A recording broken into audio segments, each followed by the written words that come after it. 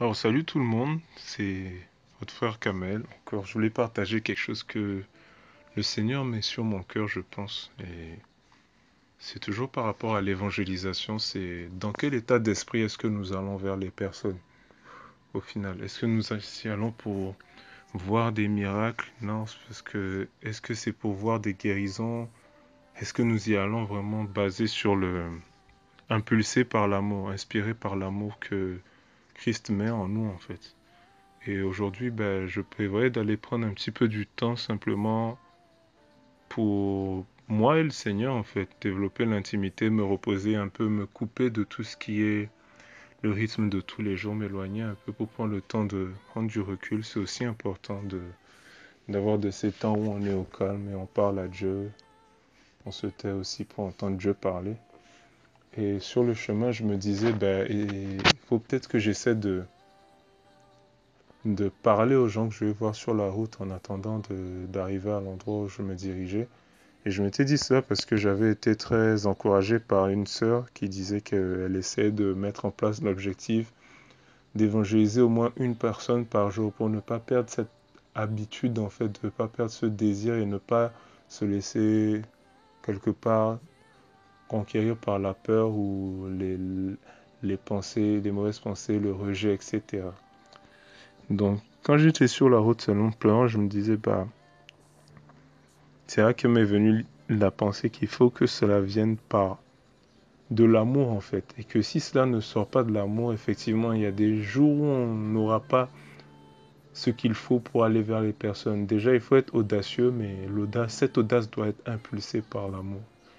Et je crois que le Seigneur a mis sur mon cœur simplement cette pensée qui vient des Écritures, qui dit que quel est l'homme s'il a en fait 100 brebis et qu'il en manque une en fait, une qui est égarée, ne va pas laisser les 99 autres pour aller chercher en fait cette seule brebis, cette seule brebis qui n'est pas revenue avec lui en fait.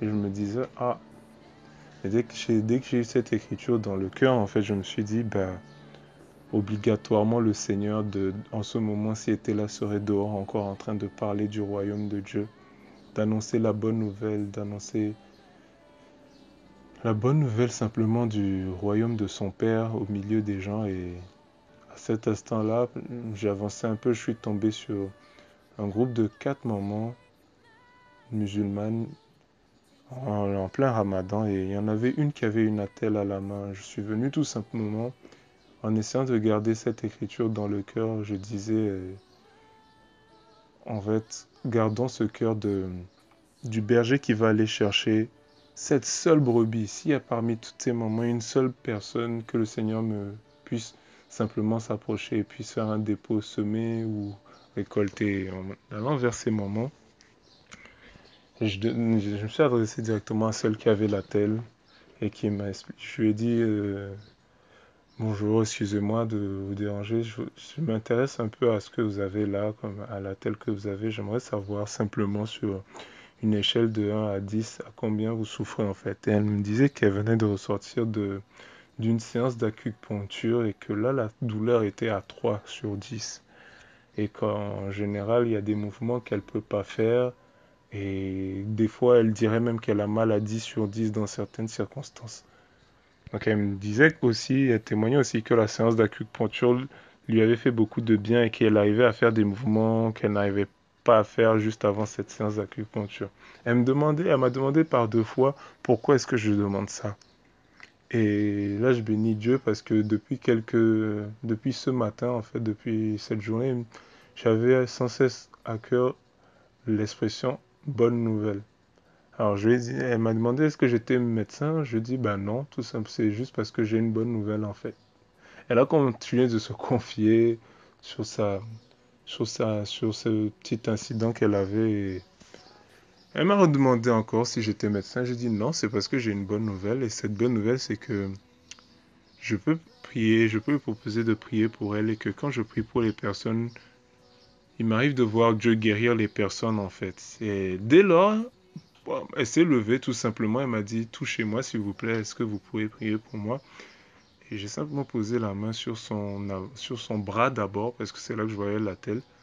Et j'ai prié tout simplement le Seigneur de la guérir. J'ai commandé à toute douleur de partir. C'était rapide, moins de 20 secondes. Et je lui ai demandé si elle expérimentait quelque chose. Et là, elle m'a regardé, elle m'a dit, ah, vous dégagez quelque chose.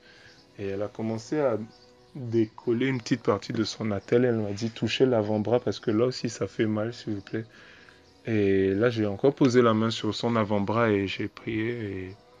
Et là, elle me disait merci simplement. Comme il y avait les autres moments, je pense que je n'ai pas voulu insister pour lui demander de lever la main ou quoi que ce soit. J'étais déjà reconnaissant de ce que le Seigneur l'ait touché, qu'elle m'ait dit, vous dégagez quelque chose. Et une autre maman qui était debout, et vraiment n'avait pas du tout l'apparence d'être malade ou quoi que ce soit, en regardant cela, est venue vers moi, m'a dit, ben, excusez-moi, moi j'ai mal au ventre, est-ce que vous pouvez aussi prier pour moi, poser la main sur mon ventre? Et je lui ai dit, ben, est-ce que vous pouvez simplement mettre votre propre main sur votre ventre et je vais mettre ma main par-dessus? Et là, à cet instant, j'ai prié aussi pour elle. Elle m'a dit que la douleur au ventre était complètement partie. Et j'ai simplement pointé ces miracles vers Jésus-Christ pour leur dire que je croyais en Jésus-Christ et que je n'avais aucun pouvoir. Et ce qui est étonnant, c'est que la deuxième maman qui a été guérie, en fait, commençait à ouvrir son sac et l'autre, la première m'a alors demandé pourquoi est-ce que vous faites ça? C'est pour l'argent parce que là, elle commence à ouvrir son sac pour vous donner quelque chose. Et là, je lui ai dit non, vraiment, s'il vous plaît, ne faites surtout pas ça. Sachez que ce que j'ai reçu, je l'ai reçu gratuitement et que je n'ai pas de pouvoir, c'est vraiment Sidna Issa qui le fait pour vous. Donc sachez que je sais que pour vous, Sidna Issa est un simple prophète, mais voilà, je vous invite à chercher plus loin parce que moi qui suis né dans un pays musulman où on parle de Sidna Issa, de Jésus-Christ comme un simple prophète, aujourd'hui je crois en lui comme le Fils de Dieu. Et voilà, je voulais simplement vous inviter aussi à faire cette recherche par vous-même.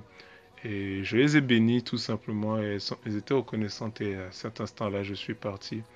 Et je me rends compte que voilà, nous ne sommes pas seuls. C'est le Saint-Esprit qui met en nous ces choses. Et vous savez, c'est beau d'avoir toutes ces expériences avec le Seigneur au dehors, mais ce qu'il nous dit, c'est de nous réjouir de ce que nos noms sont écrits là-haut dans le livre de vie.